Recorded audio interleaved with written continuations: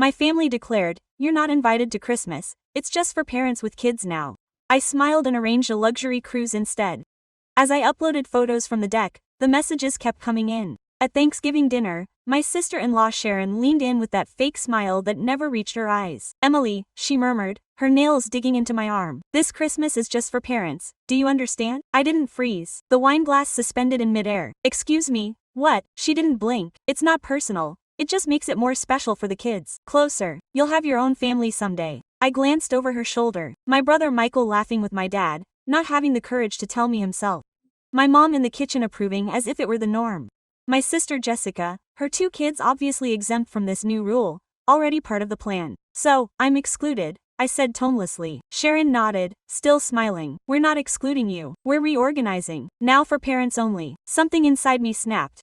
I'd been the aunt who attended every function, every birthday, every school reunion, the one who sat on the floor with blocks assembling presents that others forgot about. But to them none of that mattered, because I didn't have children. I gulped down my wine. "Thanks for reporting." Sharon's smile widened, frustrated that I hadn't cried. Later that night at my parents' house, I asked directly. "It's true that I'm not invited to Christmas. My father quit the newspaper." "Honey, you're older. Kids need these moments more than you do, and I don't." My voice cracked. "You'll have your own family someday," my mother said dryly. "Don't exaggerate." I left early. My adopted dog, Cooper, wagging his tail in the driveway. When I got home, I buried my face in his fur and cried. By the next morning, the pain had hardened into something much more solid. I booked a 12-day Caribbean Christmas cruise, terrace suite, green dress, lobster thermidor. If you thought I would be home alone, ignored, you were sorely mistaken. When I posted that first selfie on the terrace with the ocean shimmering behind me, the likes poured in, friends cheering, colleagues sending hearts. My cousin shared it, my sister looked at it speechless, then Sharon, then my mom. I smiled and turned off my phone, but the next day my inbox was full. Quote, "Aunt Karen, you are always welcome in my home for the holidays. Always, Uncle Tom, you were ostracized, disgusting. I already talked to your father. He made the worst mistake of his life, the cracks in his parental ideals." And as Christmas began, I lay down on the turquoise waters of St. Thomas. The sun was warm on my skin, but I didn't care. For the first time in weeks, I could breathe without feeling tight in my chest. My phone vibrated on the lounger. I ignored it. I had blocked Sharon. I had muted the family group. I had set boundaries, and it felt oddly good. It vibrated again, and I sighed and picked it up. Unknown number. "Hello, Miss Emily Rodriguez. I am Dr. Patricia Mendez, your grandmother Magdalena Torres's lawyer." My grandmother, the only one in that family who always protected me, the one who held me when my mother ignored me, the one who told me repeatedly that I was worth more than any status or child. Something happened. "It's okay." There was silence on the other end. "I'm so sorry, Miss Rodriguez. Your grandmother died 3 days ago. A massive heart attack. It was quick. She didn't suffer." My phone almost fell out of my hands. The sound of the ocean faded. All that remained was a dull buzzing in my ears. 3 days. Why didn't anyone tell me? Dr. Mendez cleared her throat uncomfortably. "Your family chose not to notify you until after the funeral. They said you were busy, but your grandmother left very specific instructions. You must attend the reading of the will. Just you, just me. Yes. And it must be this week, Friday at 10 a.m. in my office. It's urgent, Miss Rodriguez." I hung up and stared at the horizon. My grandmother had passed away and my family didn't inform me. They left me in the dark as if I didn't count, as if 3 days of mourning weren't mine by right. I called the airline. There was a flight that same night. I booked it without hesitation. 4 hours later I was packing. The green dress hung in the closet, still with the tag. I stared at it for a long time. I left it there. When I got to the airport, I had 17 messages from my Uncle Tom. "Emily, where are you? Your grandmother passed away. Why aren't you responding? There are things you need to know. Don't trust your father. Call me." I called him from the waiting room. "Uncle Tom, what happened?" "Emily, thank God. Listen, your grandmother left a will. No one imagined she had so much money. Not your father, not your mother, no one. And according to Patricia Mendez, it's all yours." "What?" "All the assets, bank accounts, stocks. Emily, your grandmother was a millionaire and she hid it from everyone for decades. I don't understand why she would do that. Because she knew your family better than you do. She knew what they would do if they knew and she left instructions. You are the sole heir. Everyone else is expressly excluded." My heart was beating so hard I could barely reason. "My father knows. He senses. That's why they had the funeral without you. They wanted time to pressure you, to make you feel guilty. Sharon is already saying you're going to split everything evenly with the family. I'm not going to do that." The words were out before I could stop them. "Firm, sure, okay," my uncle said, and I could almost hear the smile in his voice. "Your grandmother chose you for a reason, Emily. Don't disappoint her." I landed at 6 a.m. I didn't go to my parents' house. I went straight to a hotel. I checked in, showered, and waited. By 9:30, I was in front of Dr. Mendez's building, a fancy place in the city center. I took a deep breath and went inside. The receptionist smiled at me. "Miss Rodriguez, Dr. Mendez is waiting for you." She led me into an office with large windows.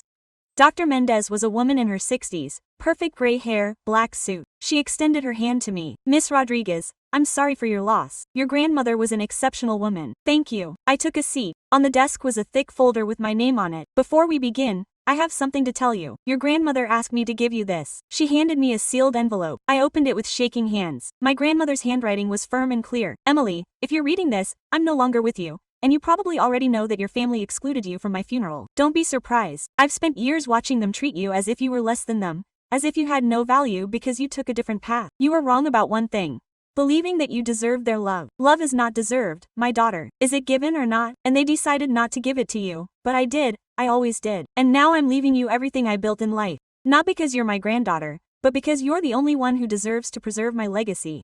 Use this money to forge the life you deserve and don't let them make you feel guilty about it. With all my love, your grandmother Magdalena." The tears were falling uncontrollably. Dr. Mendez handed me a box of tissues and waited in silence. When I was able to speak, I asked how much she left. Dr. Mendez opened the folder. $3,200,000 in bank accounts, 2 properties, this office where we are now, and a house in the suburbs valued at $900,000. Stock in a tech company that your grandmother founded 30 years ago with 2 partners.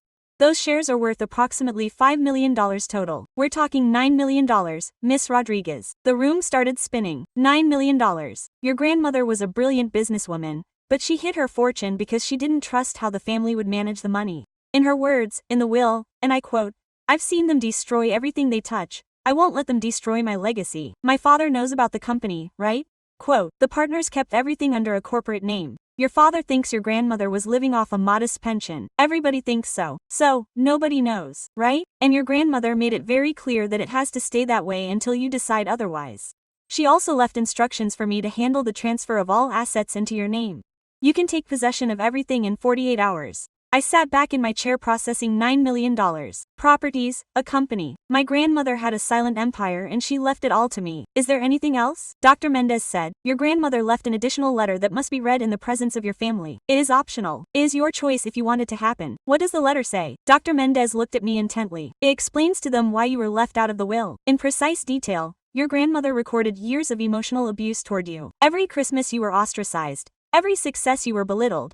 Every time you were made to feel invisible. It is all there with dates and specific examples." My heart was beating wildly. "Do you want it read?" "I don't know yet. Take your time, but know that your family is already asking. Your father called yesterday. Sharon called twice this morning. They know about the will. They are waiting impatiently. Keep them waiting." Dr. Mendez smiled subtly. "Your grandmother predicted you would respond this way. She also asked me to pass on this advice. Take care of yourself first. They won't change overnight, and when they learn the truth, they'll attack with force."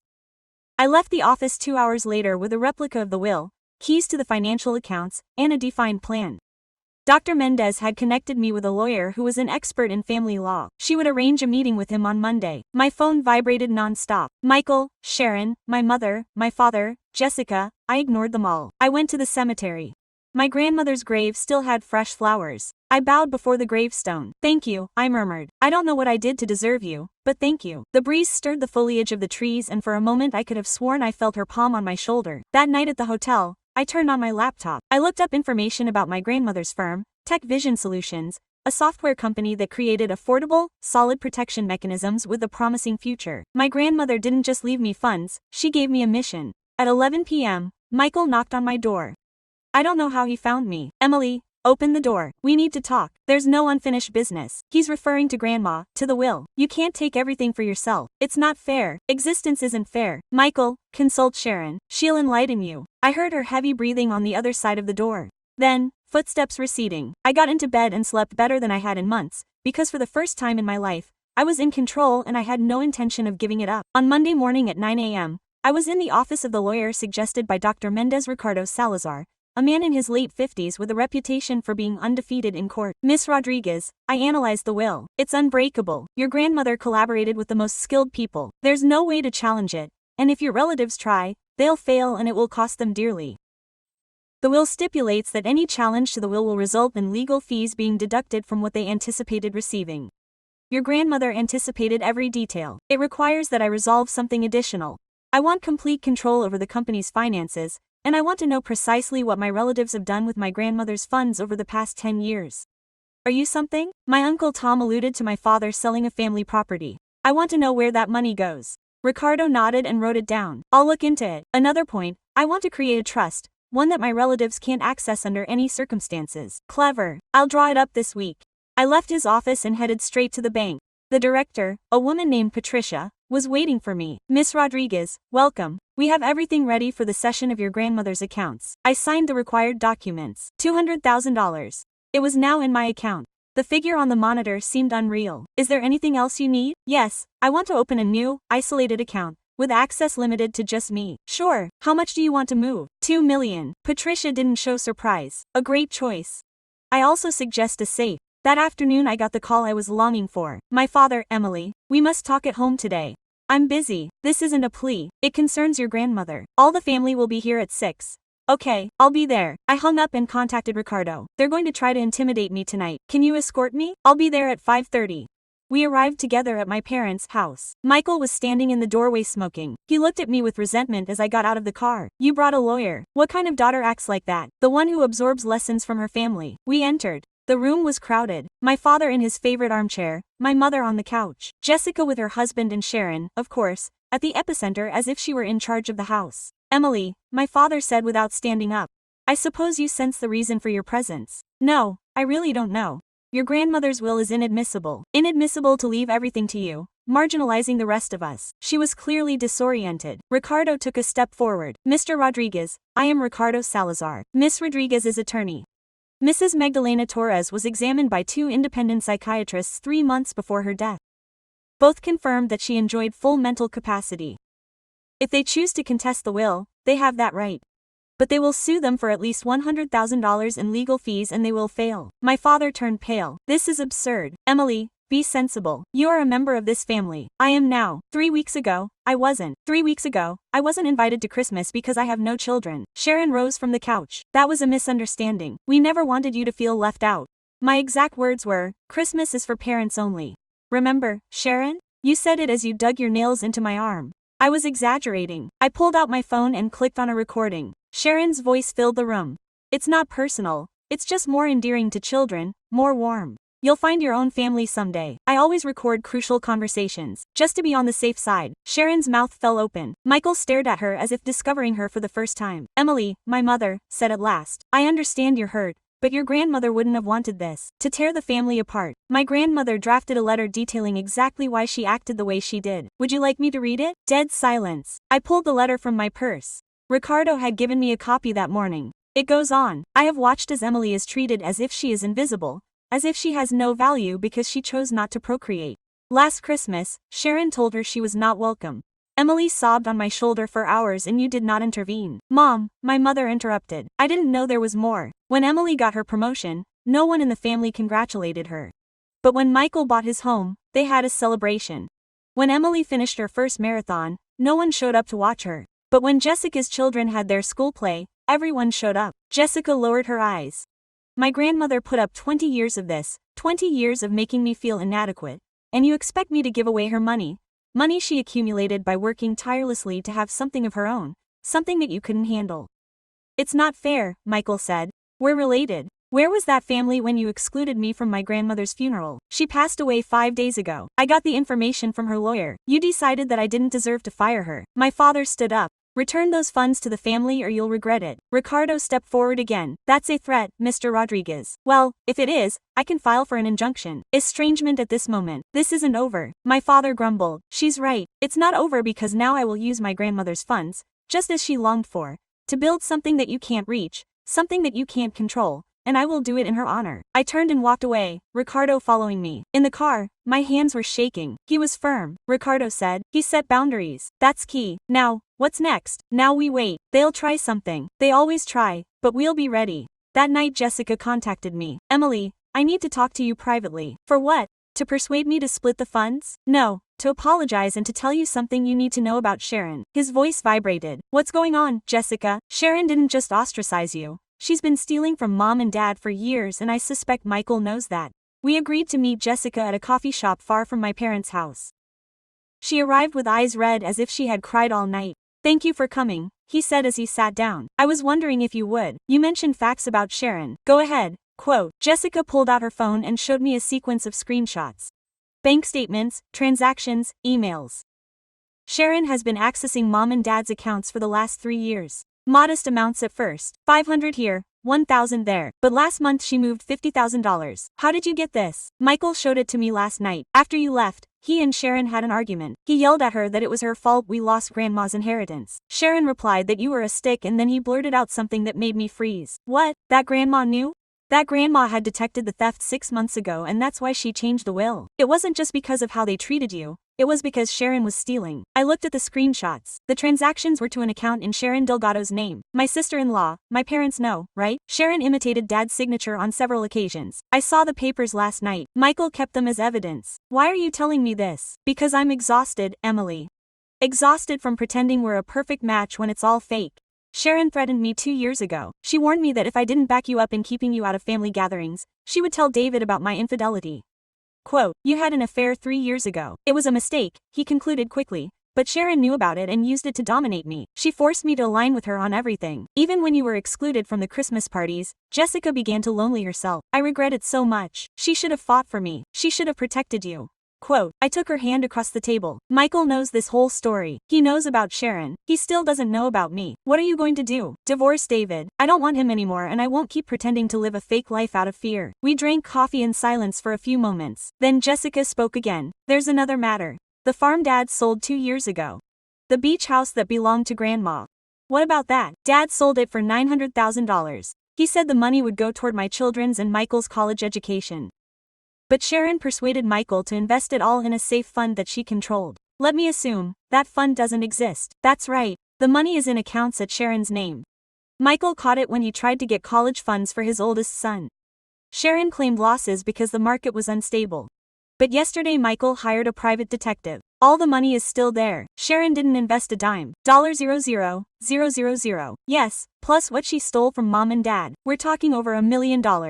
I saved the screenshots on my phone. I need duplicates of all this and for Mikel to testify if necessary. I already talked to him. He agrees. He wants a divorce from Sharon, but he's afraid of losing his children. He won't lose them. No. If we provide evidence of fraud and manipulation, you'll help us. Yes, but on one condition. None of this is about revenge.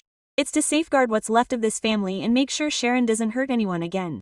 Jessica nodded. There's a family meeting this Friday. Sharon called it. She says she wants to mediate between all of us. That you have to attend to sort things out like adults. I'll go, but I won't go alone. That's it. Later that day I called Ricardo and told him everything. He asked me to send him all the screenshots and the papers that Jessica had given me. This is enough to start criminal proceedings, he said. Fraud, falsifying documents. Hurt Sharon could end up in jail. I don't want her to go to jail.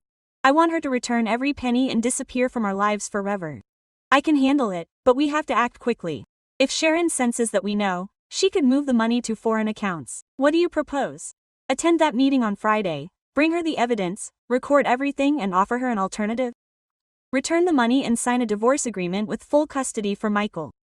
Or we go to the police, and if she objects, then we ruin her legally. Friday came early. The meeting was at my parents' house at 7 in the evening. I arrived with Ricardo. Michael was waiting at the entrance. Thank you for doing this, he murmured. It's only fair. We entered together. Sharon sat on the center couch as if she owned it. She smiled when she saw me. Emily, I'm so glad you came, and I see you brought your lawyer again. Is that essential? Yes, I replied, sitting across from her. It is essential. My father and mother were in the dining room. Jessica arrived shortly after with her husband, David. Well, Sharon began. I think we agree that this situation has gotten out of hand. Emily, I understand that you're hurt, but your grandmother would not have wanted you to ruin the family. My grandmother knew exactly what she was doing when she wrote that will. I pulled out a folder and placed it on the coffee table. She also knew that you were looting my family. Sharon froze. Excuse me. $900,000 from the sale of the beach house, $50,000 from my parents' accounts, another $70,000 in smaller transfers over 3 years. It's all here with dates, with account numbers, with your name on them. My father sat up abruptly. What are you talking about? Sharon began to laugh nervously. This is absurd. Emily is fabricating everything because she is desperate. Michael stood up. She is not fabricating anything. I gave her the evidence and I have more, including the forged signatures. Sharon's face drained of color. Michael, you don't know what you are doing. I know exactly what I am doing. I am divorcing you and I will fight for sole custody of my children. Sharon stood up from the couch in a rage. No one is taking my children away from me. Ricardo took a step forward. Mrs. Delgado, I have a temporary injunction here. From this moment on, you are not to touch any of the family's bank accounts and you have 48 hours to return every penny stolen. Or we will start criminal proceedings. He handed her the documents. Sharon looked through them, trembling. This is a conspiracy. You orchestrated the whole thing. No, Sharon, you orchestrated it for years. We are the only ones who unravel the truth. My mother began to cry in the dining room. My father watched her in shock. Absolutely. Sharon looked around the room. Everyone was scrutinizing her. There was no escape. I sat up from the couch and faced her directly. You have two choices. You pay back the money, sign the divorce papers, and walk away peacefully. Or we go to court, and believe me, you will not win. It took Sharon exactly 30 seconds to collapse. She sank into the couch, covering her face with her hands. Okay, I will pay back the money. Michael was watching her as if he were seeing her for the first time. How long have you been doing this? Ever since we sold the beach house, I needed the money. We have debts, the credit card, the car loan. And you didn't think to tell me? You never have time for anything, always working, always busy. Someone must have been supporting our standard of living by stealing, Jessica said from her seat. You were supporting our standard of living by stealing. My mother approached shakily from the dining room. Sharon, how could you? We trusted you. We gave you access to our accounts because you were family and you used me as a free nanny, as a chauffeur, as an assistant. How many times did I take care of Jessica's children without pay? How many times did I coordinate family meetings and no one recognized me? That does not excuse stealing $1 million. I said, nothing excuses that. Sharon looked at me with absolute hatred. You have no authority to judge me with your $9 million inherited without effort. My grandmother worked 40 years to accumulate that money. You stole for 3. Ricardo intervened. Mrs. Delgado, I need you to sign these papers. They are the return of all stolen funds to their original accounts and the divorce agreement with joint custody at the beginning, but with reviews every 6 months. Joint custody. You said sole custody. Michael spoke for the first time in minutes. I asked for sole custody, but Ricardo persuaded me to be sensible. As long as you return the money and follow the rules, you will be able to see your children. Sharon took the papers with unsteady hands, and if not, I sign. Ricardo opened his briefcase and took out another folder. Then we start criminal proceedings, fraud aggravated, forgery, grand theft. You face 5 to 10 years in prison and you would lose custody anyway. Sharon signed the papers without reviewing them. When she was done, Michael snatched the keys to the house from her. You have until tomorrow to collect your belongings. Then I'll change the horseshoes. My children will visit you for the weekend, but you need to leave now.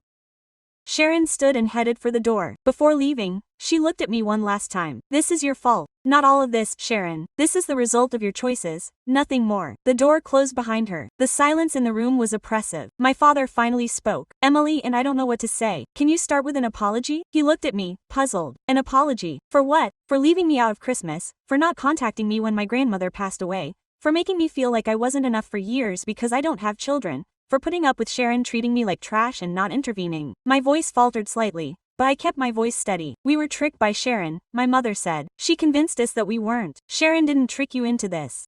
You made a decision that I wasn't welcome at Christmas long before Sharon stole anything. That was your decision.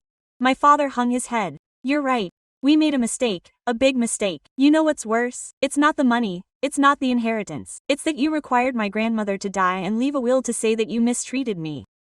If she hadn't, you would continue to ostracize me and think that was okay. Emily, please, my mother said. We want to fix this. I want to fix it too, but it won't be easy or immediate. What do you require of us? My father asked. Family counseling for all of us, and I want you to publicly admit what you did. It wasn't a misunderstanding. I want you to acknowledge that you ostracized me and that it was wrong. My mother wiped away her tears. We'll do whatever it takes. One more thing. I will use part of my grandmother's inheritance to found a community center in her honor. A space for childless women, single women, women whose society makes feel inadequate. And I want you to be there on opening day and support me. My father nodded. We will be there. Jessica came over and hugged me. Thank you for rescuing this family. I know we didn't deserve this. I hugged her back. I did it for Grandma. She would have wanted us to try to fix it. That night back at the hotel I got a text from Miguel.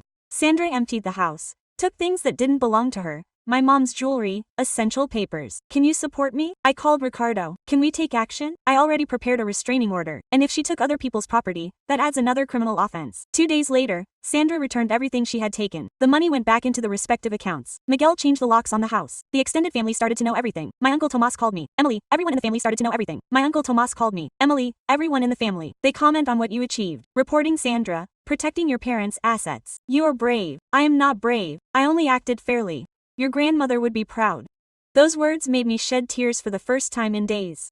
The following Monday I went to the bank with the documents for the social center I planned to open.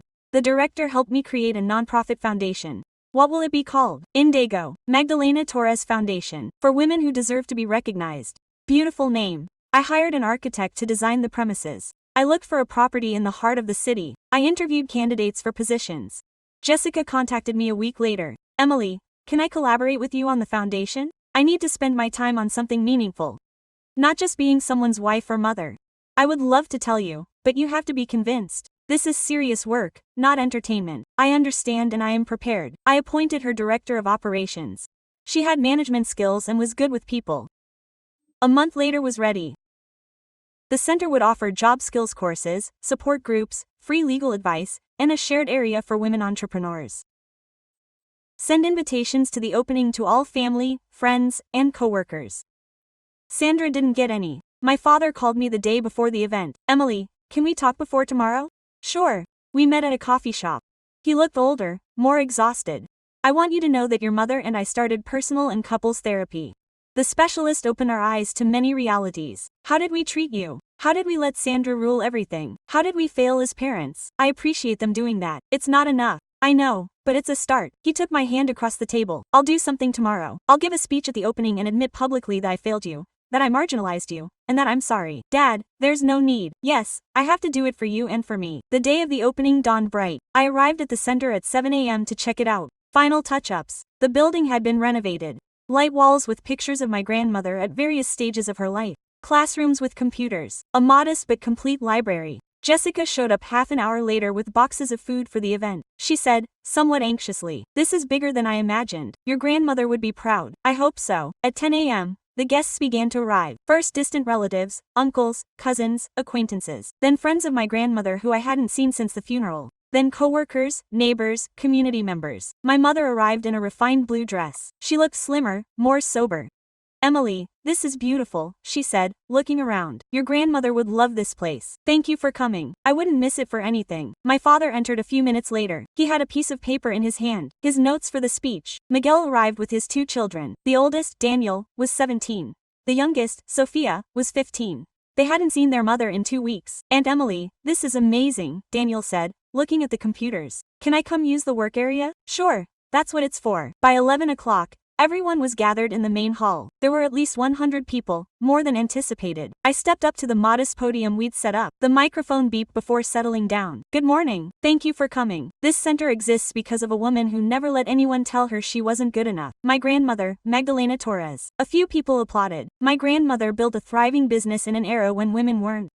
She raised her children on her own after being widowed young, and she never, ever let society dictate her worth. I paused. This center is for women like her. Childless women treated as defective. Single women seen as fixable. Women rendered invisible by society. Here, you are seen. Here, you count. The applause was intense this time. I now invite my father, Roberto Rodriguez, to share a few words. My father stepped up to the podium. He appeared fragile, suddenly exposed. I had not prepared a polished speech. He began, because what I am about to say deserves no embellishment. The room fell silent. 2 months ago, I told my daughter that she was not welcome at our family Christmas. I told her that celebrations were for parents only, that she had no place at our table because she did not have children. There were murmurs in the audience. When my mother passed away, I did not tell Emily. I let her hear from the lawyer. And when I learned that my mother left everything to Emily, I was angry. I thought it was unfair. My father cleared his throat, but my mother knew something I denied, that I had failed as a father, that I had made my daughter feel worthless, and that it took losing an inheritance for me to understand that I had already lost something invaluable. My daughter's trust and respect. Several women in the audience were in tears. Emily didn't have to do this. She didn't have to start this center. She didn't have to give us another chance as a family. But she did because she's above and beyond what any of us deserve. She paused for a long moment. If anyone in your family has made you feel inadequate, I want you to know something. They're closing, and if they're like me, someday they'll see it. I just pray it's not too late. My father stepped down from the podium. The room erupted in applause. Many stood. When the applause died down, I declared the center open. People began exploring the facility. They were asking about the programs. They were signing up for classes. A woman in her 40s approached. I'm Patricia. My family ostracized me because I don't have children. Thank you for this space. Don't say thank you. We all deserve a place. Jessica found me at the library. There's someone outside who wants to see you. He says it's urgent. Who? Sandra. I stepped out into the parking lot. Sandra was standing by her car. She looked exhausted, with dark circles under her eyes. What are you doing here? I wanted to see what you built with Grandma's money. You saw it. You can go, Emily. Wait. I came to apologize. It's late for that, I know, but I have to say it. I ruined everything. My marriage, my bond with my children, the family trust, all for money I didn't need.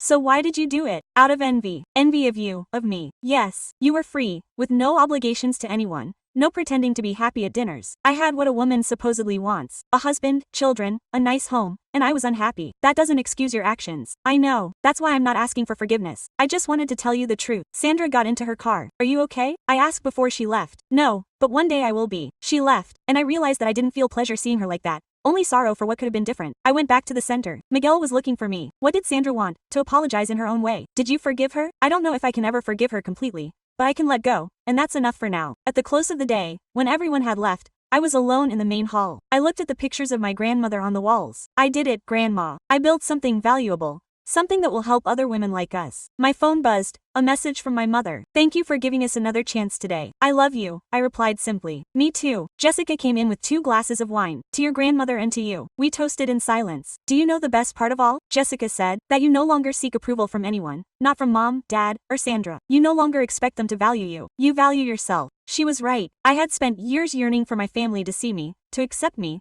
to include me.